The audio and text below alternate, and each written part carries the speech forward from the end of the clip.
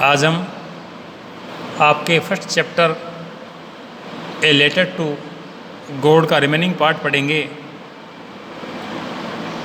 कल हमने पढ़ा कि लेंचो अपने खेत के मिडल में खड़ा होता है, किस प्रकार बरसात शुरू होती है, बाद में वो ओलावृष्टि में बदल जाती है, उसकी सारी फसल वो समाप्त हो जाती है, बर्बाद हो जाती है।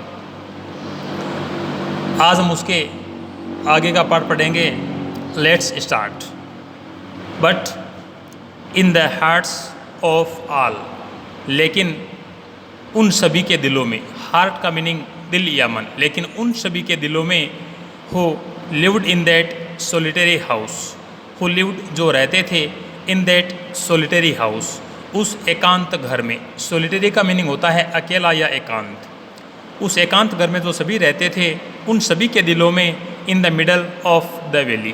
मिडल का मीनिंग होता है बीच में, वैली का मीनिंग होता है घाटी। जो घर घाटी के बीच में स्थित था, उसमें जितने भी लोग रहते थे, उन सभी के दिलों में there was a single hope. Single का मीनिंग होता है एकमात्र। There was a single hope, एकमात्र आशा थी। हेल्प फ्रॉम गॉड, ईश्वर से सहायता। Don't be so upset even though this seems like a total loss.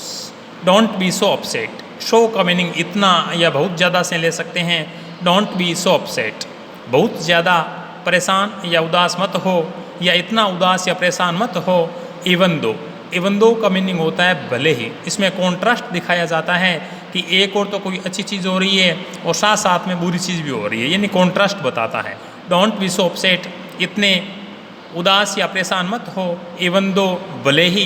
This seems like a total loss. This seems, seem का मीनिंग होता है प्रतीत होना। भले ही ये प्रतीत हो रहा है like a total loss. Total का मीनिंग होता है पूरा या संपूर्ण। लॉस का मीनिंग होता है नुकसान। भले ही ये संपूर्ण या पूरा नुकसान प्रतीत हो रहा है, लेकिन आप इतने ज़्यादा परेशान मत हो। Remember no one dies of hunger.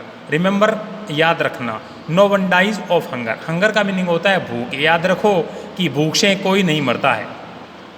That's what they से, यही है। दे से, वो कहते हैं, या यही है जो, या ऐसा कहा जाता है। No one dies of hunger, कि कोई भी भूख से नहीं मरता है। यही कहावत या यही प्रचलन में है कि कहा जाता है कि कोई भी भूख से नहीं मरता है। All through the night. All through का मीनिंग हो जाएगा पूरे से लिया गया है। ऑल थ्रू द नाइट, पूरी रात। Lencho thought only of his one hope. Lencho thought, ये जो थॉट है ये थिंक की सेकंड फॉर्म है। लेंचो थॉट, लेंचो ने सोचा। Only of his one hope, one यानी एक, होप का मीनिंग होता है आशा। हिज यानी अपनी। पूरी रात को लेंचो ने केवल अपनी एक आशा के बारे में सोचा। द हेल्प ऑफ गॉड, ईश्वर से सहायता। Whose eyes as he had been instructed see everything. Whose eyes, जिसकी आंखें। As he had been instructed, as यानी जैसा कि। He had been instruct, instruct का मीनिंग होता है समझाना, दिखाना, या ऐसा कह सकते हैं कि निर्देशित करना। जैसा कि उसे बताया गया था कि ईश्वर की आंखें सी एवरीथिंग। सी का मीनिंग होता है देखना, एवरीथिंग का मीनिंग होता है सब कुछ। जैसा कि उसे निर्देश दिया गया था, जैसा कि उसे दिखाया गया था, जैसा कि लेंचो ने सुना था, या जैसा वो लेंचो को समझाया गया था कि ईश्वर की जो आंखें होती है वो सब कुछ देख सकती है। Even what is deep in one's conscience. Even, even का मीनिंग होता है यान तक। इवन का मीनिंग होता है यान तक की। व्हाट का मीनिंग होता है जो। Is deep in one's conscience, या वन थर्ड पर्सन के लिए आया है। कॉन्शंस का मीनिंग होता है अंतः मन। हमारा जो अंतः मन होता है हम उसे कहते हैं कॉन्शंस। यहाँ तक कि हमारे अंतः मन में जो गहरा होता है उसको भी ईश्वर की आंखें वो देख सकती है। Lencho was an ox of a man. An ox of a man, ये एक प्रोवर्ब है, इसका मीनिंग होता है परिश्रमी। Lencho was an ox of a man, Lencho एक परिश्रमी था। Working like an animal in the fields, और जो उसके खेत है वो उनमें जानवरों की तरह काम करता था। But still he knew how to write. But still, लेकिन फिर भी। He knew how to write. Know का सेकेंड फॉर्म है न्यू। नो का मीनिंग होता है जानना, न्यू यानी जानता था। बट स्टिल, लेकिन फिर भी। He knew how to right, फिर भी लेंचो लिखना जानता था। The following Sunday. फॉलो का मीनिंग, फॉलोइंग का मीनिंग होता है आगामी या आने वाला। द फॉलोइंग संडे, आगामी रविवार को। At daybreak. Daybreak का मीनिंग होता है तड़का या सुबह जल्दी का समय।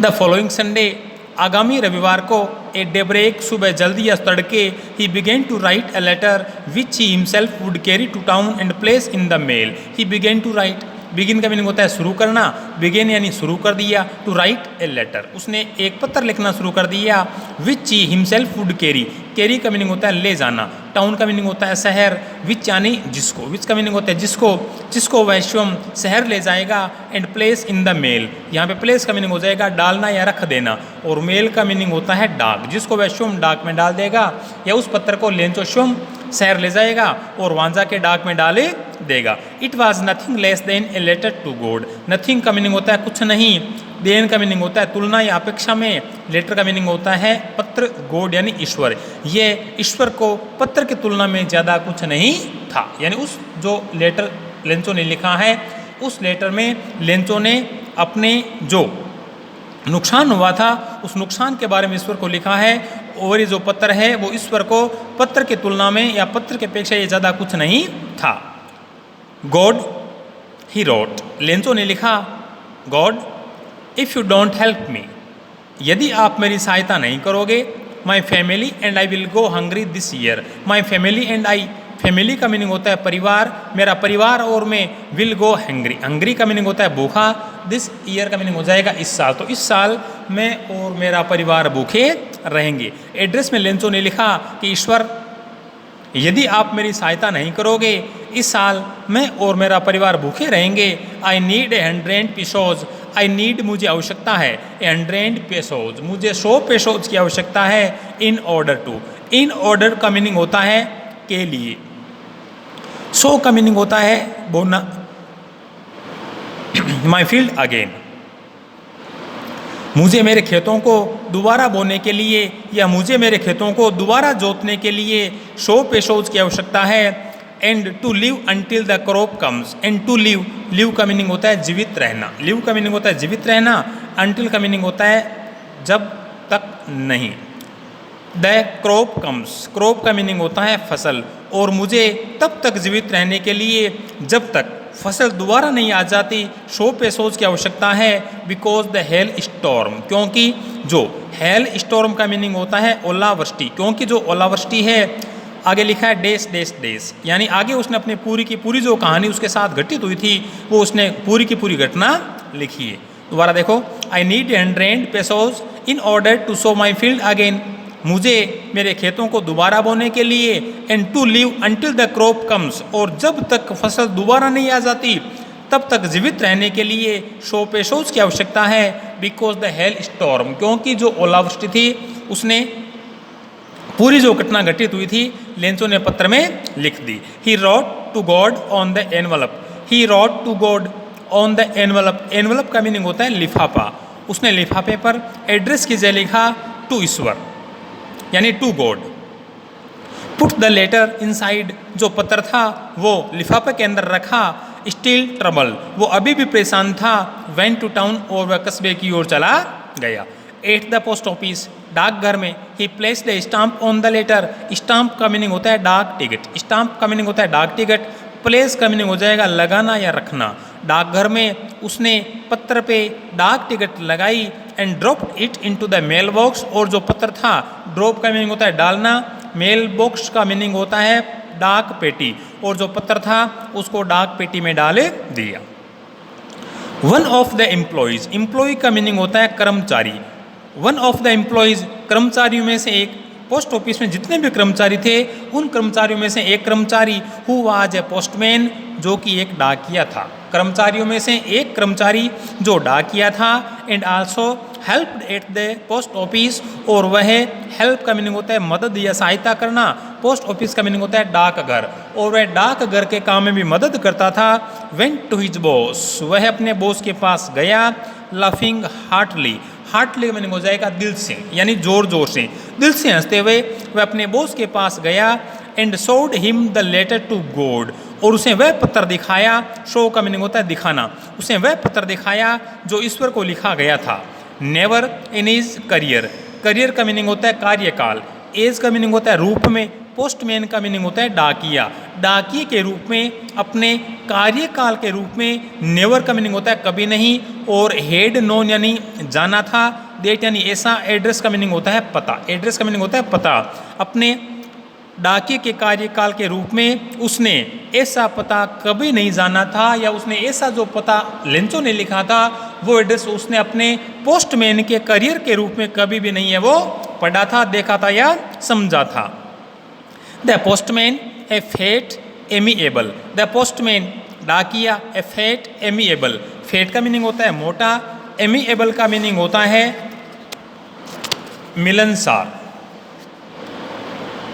डाकिया जो कि एक मोटा और एमिएबल का मीनिंग होता है मिलनसार, फेलो का मीनिंग होता है व्यक्ति। डाकिया जो कि एक मोटा और मिलनसार व्यक्ति था। Also broke out laughing, break out laugh का मीनिंग होता है हंसना शुरू कर देना, उसने भी हंसना शुरू कर दिया। But almost immediately he turn serious, and almost immediately, immediate का मीनिंग होता है तुरंत। ही टर्न सीरियस, वह गंभीर हो गया, सीरियस का मीनिंग होता है गंभीर, और वह तुरंत गंभीर हो गया। Tapping the letter on the desk, tap का मीनिंग होता है थपथपाना या ठकठकाना। The letter on the desk, desk का मीनिंग होता है मेज, उसने जो पत्र था उसको मेज पर थपथपाते हुए कमेंटेड, कमेंट यानी टिप्पणी करना, उसने टिप्पणी की। वाट फेथ, कैसा विश्वास, उसको आश्चर्य हुआ कि देखो कि एक आदमी का ईश्वर में कैसा विश्वास है कि उसने ईश्वर को पत्र लिख दिया। वाट फेथ, कैसा विश्वास। आई विश्वास। काश I had the faith of the man, काश मेरा भी इस आदमी की तरह विश्वास होता। हु रोट दिस लेटर, जिसने यह पत्र लिखा। उसने कल्पना की कि काश ईश्वर में मेरा विश्वास ऐसा होता जो इस आदमी का है और जिसने ईश्वर को पत्र लिखा। Starting up A correspondence with God, God correspondence का मीनिंग होता है पत्राचार। स्टार्टअप यानी शुरू करना, गॉड यानी ईश्वर। उसने आश्चर्य हो रहा है कि एक आदमी ने ईश्वर के साथ में पत्राचार शुरू किया है। So in order not to shake the writer's faith in God, in order का मीनिंग हो जाएगा के लिए, शेक का मीनिंग होता है हिलना या डगमगाना। राइटर्स यानी लेखक का, फेथ का मीनिंग होता है ईश्वर, फेथ का मीनिंग होता है विश्वास, गॉड का मीनिंग होता है ईश्वर। इसलिए जो लेखक है उसका यानी जिसने पत्र लिखा है उसका ईश्वर पर से विश्वास न डगमगाए, इसके लिए the post master came up with an idea, जो पोस्ट मास्टर का मीनिंग होता है डाक बाबू, जो डाक बाबू था उसके दिमाग में एक विचार आया, और विचार क्या था। आंसर द लेटर, आंसर का मीनिंग होता है उत्तर देना, लेटर का मीनिंग होता है पत्र, कि उस पत्र का जवाब दिया जाए। डाकिये के मन में विचार आया, पोस्ट मास्टर के मन में विचार आया कि देखो कैसा फेथ है कि एक आदमी ने ईश्वर के साथ पत्राचार किया है। और जो डाक बाबू था उसके मन में एक विचार आया कि जो लेटर लेंचो ने लिखा है उसका जवाब दिया जाए। But when he open it, but when लेकिन जब ही ओपन इट, ओपन का मीनिंग होता है खोलना, लेकिन जब उसने इसे खोला, इट वॉज इविडेंट, इविडेंट का मीनिंग होता है स्पष्ट, क्लियर। इट वॉज इविडेंट, स्पष्ट था। That to answer it, answer का मीनिंग होता है उत्तर देना, आंसर का मीनिंग होता है उत्तर देना। It he needed something more than goodwill, ink and paper, लेकिन जब उसने पत्र को खोला, इट वॉज इविडेंट, ये स्पष्ट था। दैट यानी कि टू आंसर, इसका उत्तर देना। इट ही हेड नीडेड, यानी उसे, नीड का मीनिंग होता है आवश्यकता, समथिंग यानी कुछ, मोर का मीनिंग होता है ज़्यादा। ये स्पष्ट था कि उसे उसका उत्तर देने के लिए, देन का मीनिंग होता है तुलना में, गुडविल का मीनिंग होता है दया भाव कह दो, चाहे कह दो सद्भावना, इंक का मीनिंग होता है शाही, और पेपर का मीनिंग होता है कागज। लेकिन जब उसने उस पत्र को खोला,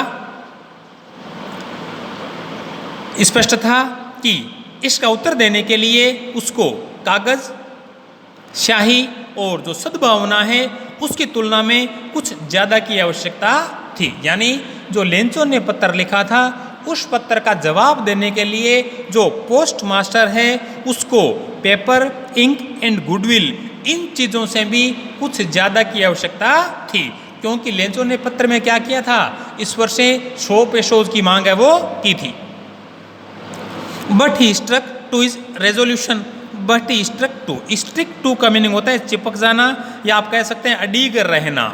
स्ट्रक टू यानी अडीग रहा, और जो रेजोल्यूशन मीनिंग होता है इसका मीनिंग होता है संकल्प। लेकिन वह अपने संकल्प पर अडिग था। लेकिन वह अपने संकल्प पर अडिग था। संकल्प किस बात का? पोस्ट मास्टर ने मन में विचार कर लिया कि लेंचो ने जो पत्र लिखा है उसमें एड्रेस लिखा गया ईश्वर को, तो ईश्वर का पता ये हम कहाँ डालें या कहाँ पोस्ट करें इस लेटर को। तो उसने कहा कि इसका जवाब हम देंगे।